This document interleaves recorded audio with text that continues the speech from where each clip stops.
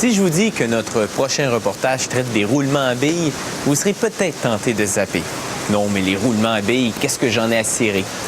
Eh bien, qu'il s'agisse de votre vélo, de votre lecteur CD ou du disque dur de votre ordinateur, le roulement à billes est essentiel à leur bon fonctionnement.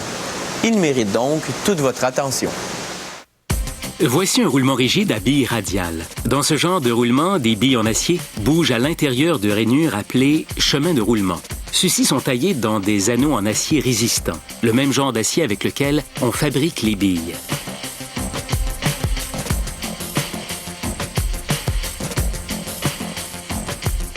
Première étape, donner la bonne épaisseur aux anneaux. On insère l'anneau intérieur dans l'anneau extérieur. Ceux-ci descendent ensuite une goulotte qui les amène sur un tapis roulant jusque dans une meuleuse qui en modifie la largeur. À la sortie de cette machine, une jauge vérifie l'épaisseur de chaque anneau.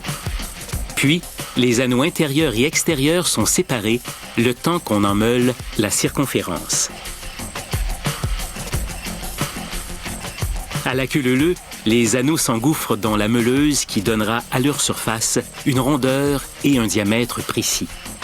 Un liquide à base d'eau empêche les anneaux de surchauffer, ce qui causerait un gauchissement. Les anneaux subissent également une inspection visuelle.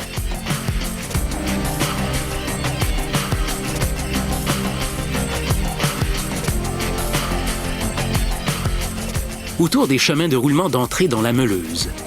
À l'aide de meules de pierre abrasive et d'une huile de refroidissement, leur surface acquérera la rondeur et les dimensions voulues. C'est maintenant l'heure du polissage. Constatez la différence entre l'avant et l'après. On passe maintenant au nettoyage.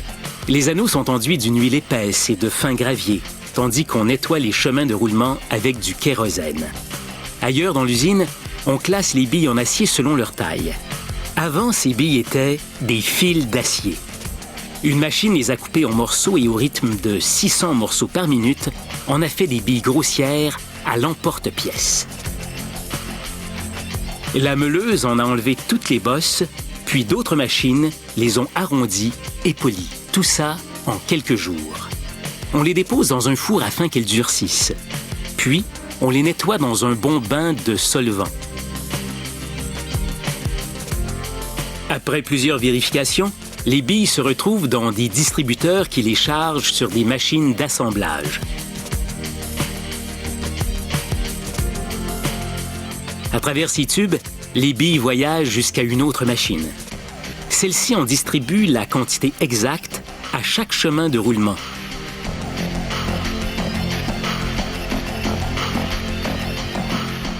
Puis, un diviseur répartit ces billes autour des chemins de roulement.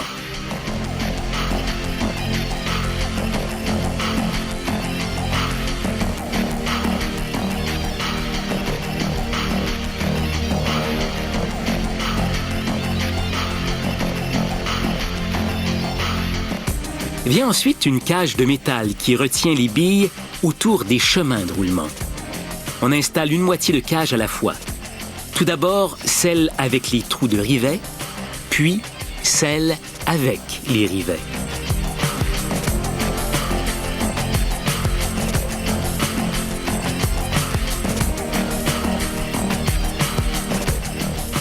La machine fait tourner les roulements, puis rivette les deux moitiés de la cage ensemble.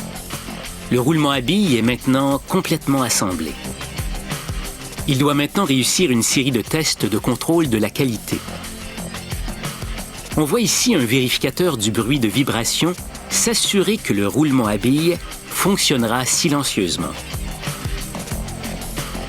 Certains roulements sont lubrifiés avec de la graisse. Cette machine répartit également la graisse à l'intérieur des chemins de roulement, puis insère un joint d'étanchéité en caoutchouc. Un dernier test sur la balance. Si un roulement n'a pas le poids requis, il est rejeté sans autre forme de procès. Sur les roulements qui font le poids, on grave au laser des informations telles le numéro de pièce et la marque de commerce.